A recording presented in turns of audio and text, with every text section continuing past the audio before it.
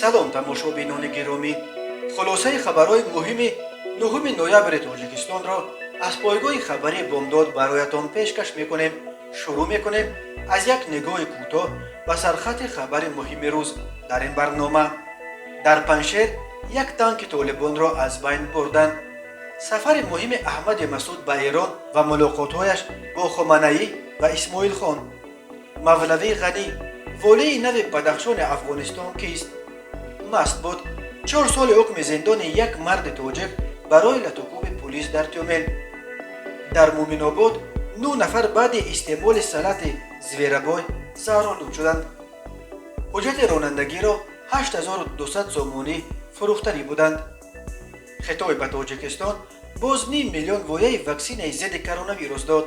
Фахриддин Акимов аз Тоҷикистон ҳамаро дар озмуни X-Factor дар телевизиони Беларус қоил кард. садамаи марговар дар Данғара яке ба Душанбе мерафту дуюми ба Бадахшон. ва акнун тафсилоти хабарҳо. хабаргузории афғонистонии Омоч Ньюз бо нашри як видео хабар дод ки нирӯҳои ҷабҳаи муқовимати миллӣ дар вилояти Панжшер як танки толибонро аз байн бурданд. ин хабаргузорӣ мегӯяд ки ин мошини зерепӯш дар натиҷаи ҳамлаи чирикӣ аз байн бурда шуд. дар видео ки нашр шудааст дида мешавад ки як танк дар даруни дараи чапа шудааст. наворгиранда мегӯяд ҷангиёни толибон дар натиҷаи ин ҳамла талафоти сангин диданд. ҷониби толибон то кунун ин хабар ва аз байн бурда шудани як танку талафот дидани нирӯҳояшонро дар Паншер тасдиқ ё рад накарданд. ин видео дар ҳоле нашр шуд ки чанд ҳафта боз дар бораи задухӯрдҳо байни нирӯҳои толибон ва ҷабҳаи муқовимат дар Паншеру атрофи он тақрибан ҳеҷ хабари наве ба даст намерасид.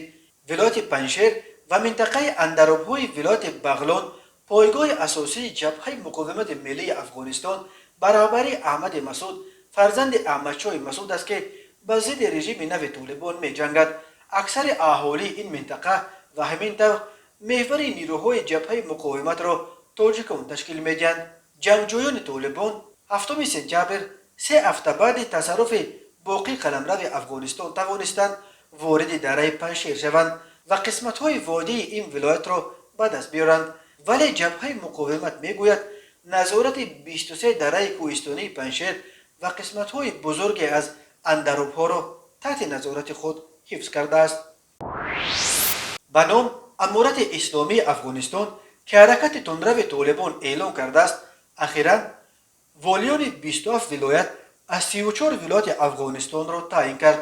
аз ҷумла Мавлавӣ Абдулғанӣ Фоиқ, маъруф ба Мавлавӣ Ғанӣ, волии вилоят бо Тоҷикистон ҳам марзи Бадахшон таъин шудааст.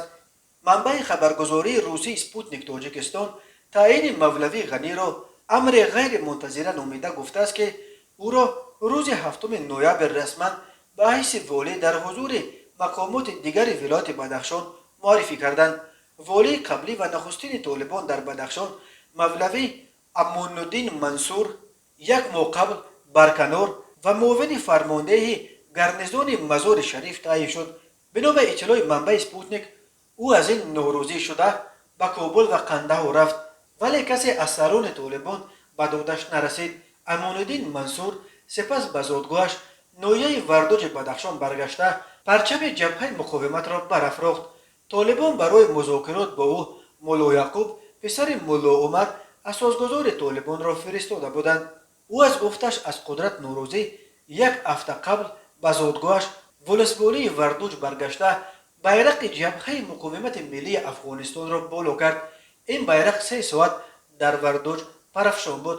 Мулло Яқуб писари Мулло Умар вазири дифоъ ва Қори Фасиҳуддин сардори ситоди вазорати дифоъи толибон ба хотири ором кардани ӯ ба Бадахшон омаданд ва дар волисболии Баҳорак як ҷаласаи 4 соата доштанд. он ҷо чӣ файсала шуд маълум нест, гуфтааст манбаи Спутник. Мавлавӣ Абдулғанӣ Фоиқ 55 сол дошта аз рӯстои кафтархонаи волисболии дароими вилояти Бадахшон аст.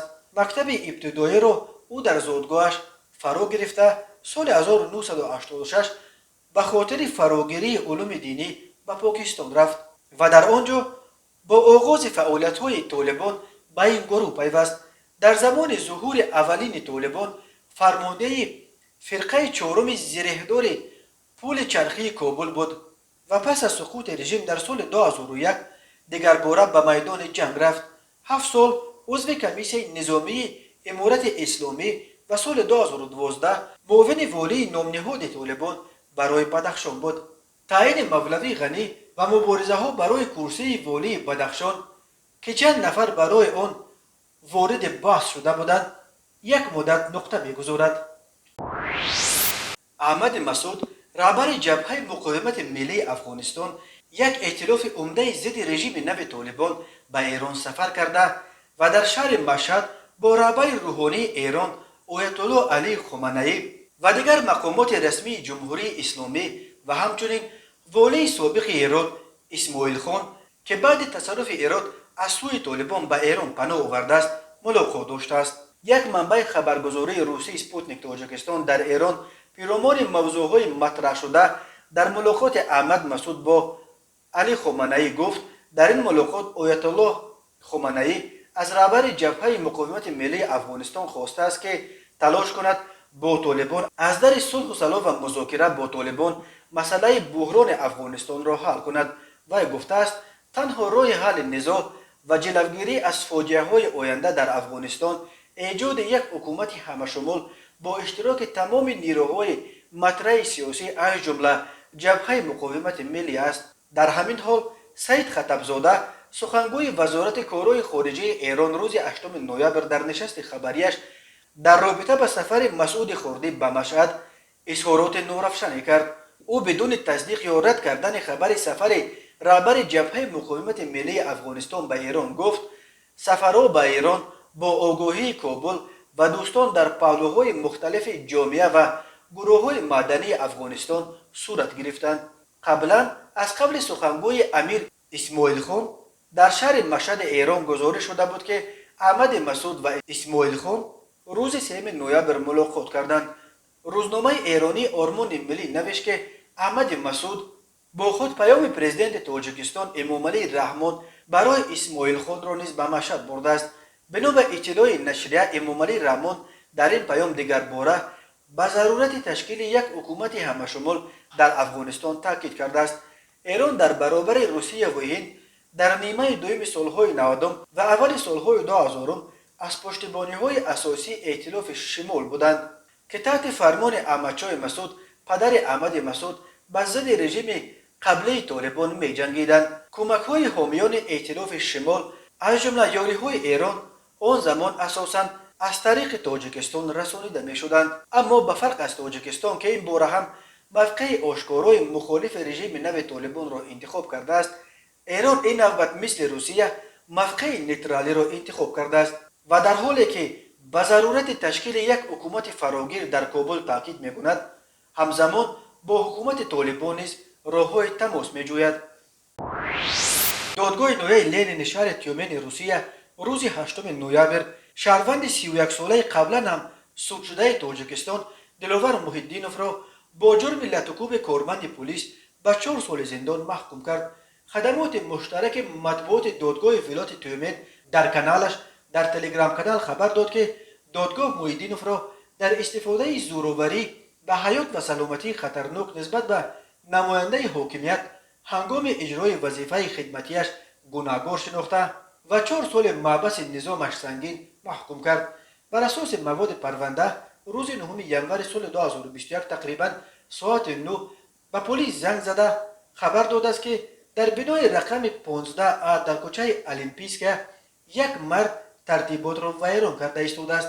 در اطلاع رسمی گفته می شود که پلیس به جای حادثه آمده در آنجا علاقه کارمندان یاری تاجیلی حاضر شده بودند تا به مردی که مست لایقیل و غرق خون بود یاری رسانند.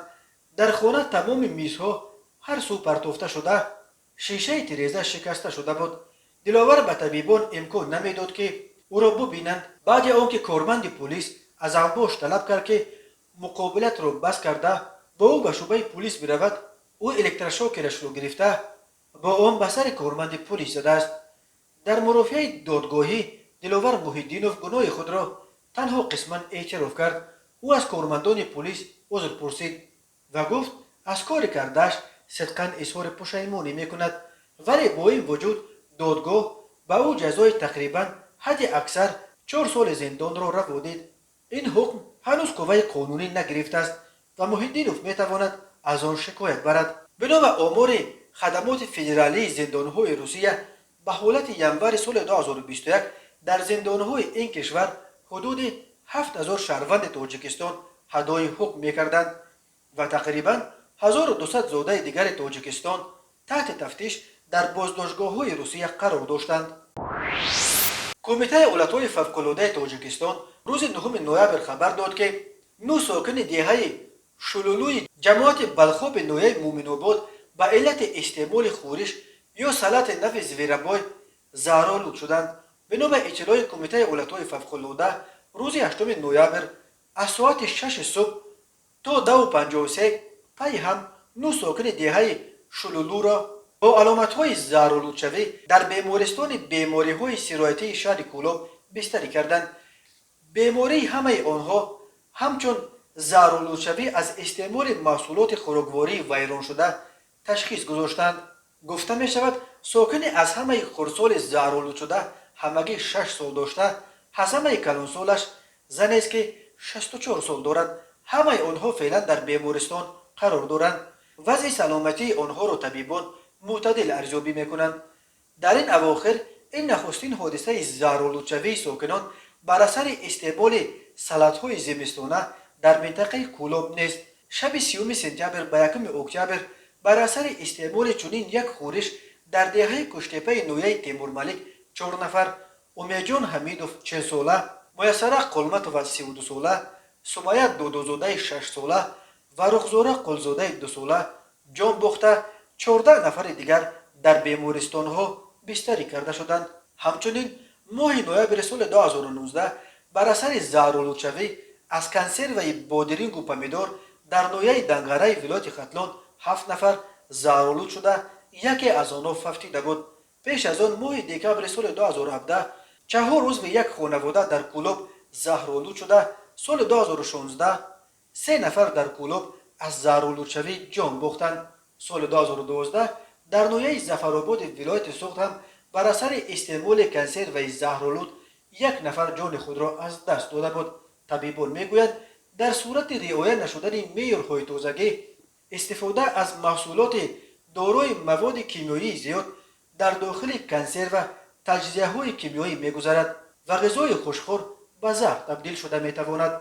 در تاجیکستان با دلیل گران و کمچین شدن میوه و سبزیجات در زمستان در فصل تابستان این محصولات را در شکل کنسرو ذخیره میکنند.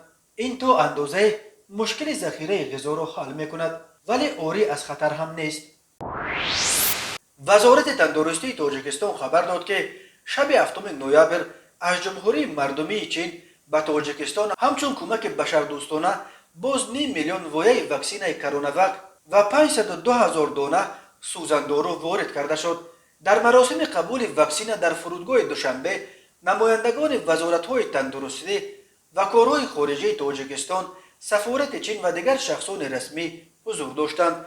در مجموع تاجیکستان امروز در چارچوب برنامه جهانی دسترسی عادلانه همه کشورها به واکسین ضد کرونا ویروس کوواکس و کمک‌های کشورهای علاوه 5,686,800 وایه واکسین ضد کرونا ویروس وارد کرده شده است. تقریبا نصف این واکسین‌ها 12 میلیونش را خطای و 1 میلیونش را امریکا به تاجیکستان داده است. به گفته مقامات وزارت تندرستی حالا شهروندان تاجیکستان می توانند با استفاده از استرازنیکا استحصال اروپا، کروناواک چین، مدرن و پفایزر ایالات متحده امریکا و سپوتنیک وی روسیه به ضد کرونا ویروس واکسین بگیرند.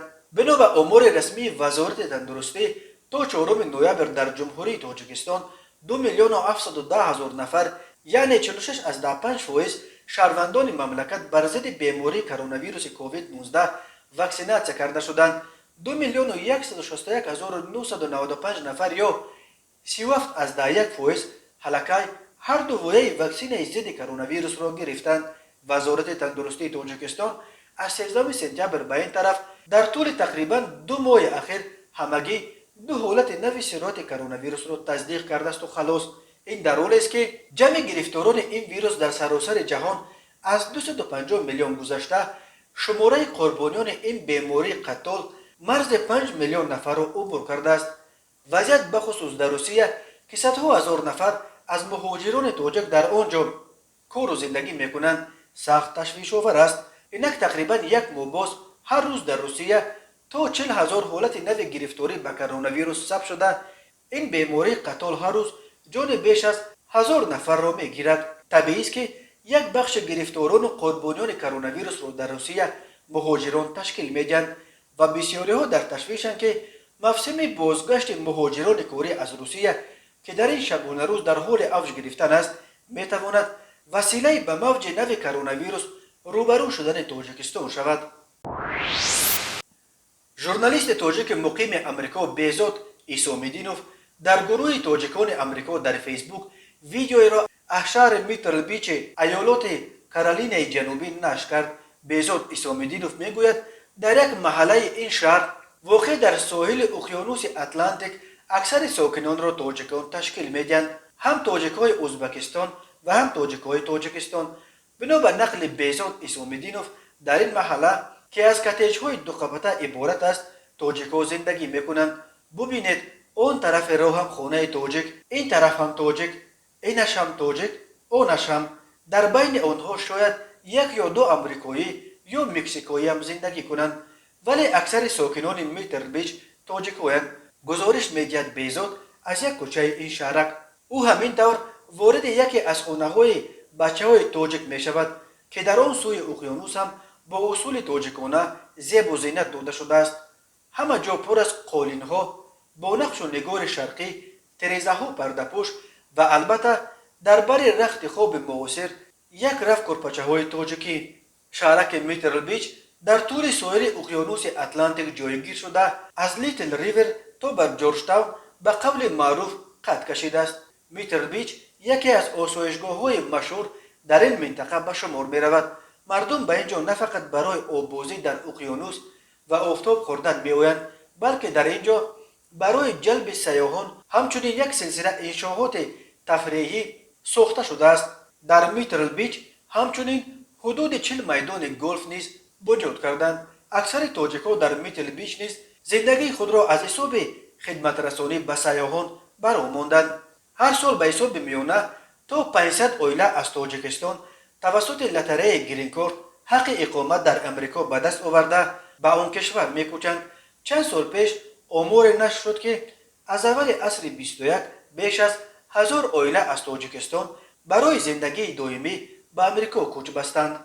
هجرت به امریکا از ازبکستان وسعت و دامنه خیلی بزرگتر دارد، به خصوص در بین تاجیکان سمرقند که هزاران نفرش زندگی در امریکا را اختیار کردند. اگرچه مبارزه با کروپسیون تاجیکستان از انجام تفتیش پیشکی و با تصدیق فکر عیبدارکنی به دادگاه ارسال شدن پرونده مدیر مکتب رانندگی شرکت چرخ راغون شهر استرافشان نعمت‌الله عبادالله زاده و شریک او شهروند الهام جان عبداللهیف خبر داد. مرکز مطبوعاتی اگنتی در شهر این پرونده گفت عبادالله زاده نعمت‌الله در وظیفه دیرکتور مکتب راننده تیارکنی شرکت چرخ راغون شهر استرافشان کار کرده با مقصد تصرف مال و ملک غیر با روی فریب و سوء استفاده باوری با مصلحت پیشکی با شهروند عبداللهیف الهام جان برای تیار کرده دادن شهادتنامه رانندگی درجه های ب ц ا از شهروند ا مبلغ 8200 سومانی طلب نموده از این مبلغ 5000 سومانی گرفته باز آورده دادن باقی مانده مبلغ 3200 سومانی را طلب نمودند. در اطلاع رسمی گفته می شود که در نتیجه گذرانیدن چاره‌بینی‌های اپراتیوی تفتیشاتی عبادالله زاده به واسطه بعد از شهروند ا گرفتن 3200 سومانی در جای حادثه دستگیر کرده شده مبلغ مذکور همچون دلیل شیعی یافته گرفته شد. عبادالله زاده و عبداللهیف بر اساس بندهای ب و گ قسم دویم ماده 247 کودکس جنایتی تاجیکستان به قلابه با استفاده از منصب از جانب گروه شخصان با مصلحت پیشکی که به جبر دیده ضرر جدی آورده است عیبدار می شوند. به آنها بر اساس این بند قانون همچون جزا جریمه به اندازه از 365 تا 912 نشان دهنده و یا محروم ساختن از آزادی به مولت از 2 تا 5 سال تهدید میکند. آوازخوان جوان از تاجیکستان فخرالدین اکیموف در آزمون ایکس فاکتور در تلویزیون بلاروس هم حکمان و هم تماشابینان را قایل کرد. فخرالدین ترانه مکسیم فدییف رقص در روی شیشه را چنان زیبا و عالی جناب خواند که هر سه عضو هیئت حکمان برایش بله گفتند و برای اشتراک آوازخوان تاجیک در دور بعدی آزمون را خط دادند. فخرالدین درباره خود نقل کرد که او از خردی به طور جدی مشق گشتین یونانی و رومی میکرد و آرزو داشت که چمپیون المپی شود، ولی ضرورت تامین روزگار خانواده مجبورش کرد که از پس جستجوی کار شود و ورزش را با آرزوی چمپیون المپی شدن یکسو گذارد. فخرالدین با خود یک سری مدال‌های در مسابقات‌های گوناگون به دست آورده‌اش را نیز به این آزمون همراه آورده بود و نمایش داد. او به مجری برنامه تا چه اندازه استاد گشتین بودنش را هم نمایش داد و برنده را با یک حیله ماهرانه گشتینگیری تاب داده به آسمان برداشت. برنده زود تسلیم شد و از فخرالدین خواست که به صحنه برآید. فخرالدین گفت اخیراً در خود هنر نوی را کشف کرد و اکنون میخواهد جدی مشغول آوازخوانی شود. در صحیفه هایش در شبکه‌های اجتماعی فخرالدین اکیموف درباره خودش نوشته است که مکتب میانه رقم 2 را در شهر استرافشان ختم کرده است و حالا در مسکو زندگی میکند. صبح 8 نوامبر بر اساس برخورد دو ماشین تویوتا و اوپل استرا در ناحیه دنغره راننده اوپل در جای حادثه هلاک گردیده، دو مسافرش زخمی شدند. مرکز مطبوعات وزارت کارهای داخلی تاجیکستان خبر داد که صبح 8 نوامبر سال 2021 تخمینا ساعت 7:50 راننده افت-ماشین تمغه تویوتا سعدانشویف شکرتشاه اودینایویچ سال تولدش 1972 ساکن شهر دوشنبه هنگام حرکت در شورای دوشنبه کولوب در حدود نویه دنغره به افت-ماشین تمغه اوپل استرا تحت اداره راننده رجبوف نور محمد احمدویچ سال تولدش 1977 ساکن جماعت دهات اقصوی نویه دنغره برخورد است. در نتیجه صدمه راننده افت-ماشین تمغه اوپل استرا رجبوف جراحت وزن جسمانی برداشته در جای حادثه به هلاکت رسیده است. مسافران این ماشین خواهر راننده رجبوف عدالت سال تولدش 1979 و عنایت و نازنین سال تولدش 2002 ساکنان شهر دوشنبه جراحت گوناگون جسمانی برداشته در بیمارخانه بستری گردیدند. بنا به اطلاع دریافتی راننده تویوتا به زادگاهش ولایت مختار کوهستان بدخشان رهسپار بود و ساکن هلاک شده دنغره به طرف دوشنبه میرفت. در عموم هر سال بر اثر صدمه ها در راههای تاجیکستان صدها نفر هلاک یا مجروح می شوند. از جمله سال 2020 بر اثر صدمه ها در راههای تاجیکستان 375 نفر به هلاکت رسیده، بیش از 1200 نفر معیوب شدند. در نیمه اول سال 2021 در راههای تاجیکستان 151 نفر در صدمه های نقلیاتی جان باختند. نسبت جوان 20 ساله ساکن جماعت دهات رودکی نویه واسه پرونده جنایتی با ماده 248 قسم 2 کودکس جنایتی جمهوری تاجیکستان آغاز کرده شد. نامبرده 7 نوامبر سال 2021 تخمینا ساعت 17:00 به حمله استقامتی زن 43 ساله ساکن جماعت دهات خسته‌ورز نویه باباجان غفورов در آمده یک عدد تلفن موبیلی تمغه سامسونگ جی 2 را بارای آشکارا تصرف نموده از جای حادثه غیب زده است. ضرر رسانیده شده 970 سومون را تشکیل می‌دهد. به شعبه وزارت کارهای داخلی در نویه یووان با عریضه پیرمرد 72 ساله ساکن جماعت دهات آبشاران نویه مذکور مراجعت نموده است که روز 25 اکتبر سال 2021 شخصان نامعلوم با راه پنهانی به خانه استقامتیش در آمده از آنجا 10,000 سومونی را دزدیده از جای حادثه غیب شدند. هنگام گذرانیدن چاره‌بینی‌های اپراتیوی جستجویی از جانب کارمندان میلیسیا مرد 35 و زن 30 ساله ساکن جماعت دهات آبشاران با گمان صادر نمودن جنایت دزدی دستگیر کرده شدند. تماشابینان عزیز و گرامی، این بود مرور به خلاصه چند خبر مهم امروز تاجیکستان. خبر و گزارش‌های بیشتر از تاجیکستان و درباره تاجیکستان و اطراف آن را در سامانه پایگاه خبری بامداد در این نشانه پیگیری نمایید: www.bamdad.com. خوش باشید.